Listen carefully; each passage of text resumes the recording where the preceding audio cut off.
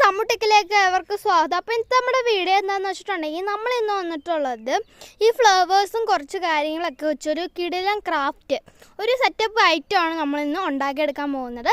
അപ്പോൾ നമുക്ക് നേരെ വീഡിയോയിലോട്ട് കിടക്കാം. പിന്നെ അത് കഴിഞ്ഞിട്ട് ഇതുപോലെ വെട്ടിയെടുത്ത് കുറച്ച് 12 പേപ്പേഴ്സൊക്കെ നമുക്ക് ആവശ്യമുണ്ട് ഇതിന്. അപ്പോൾ നമ്മൾ അതിൽ നിന്ന് ഒരു 2 പേപ്പർ എടുത്തതിന് ശേഷം ഈ വീഡിയോയിൽ കാണുന്ന പോലെ ഇതുപോലെ നമ്മൾ അങ്ങോട്ടും ഇങ്ങോട്ട് മടക്കി കൊടുക്കുന്നുണ്ട്. നമുക്കെല്ലാം ഇതുപോലെ അങ്ങോട്ടും ഇങ്ങോട്ടൊക്കെ മടക്കിയിട്ട് കാണാം.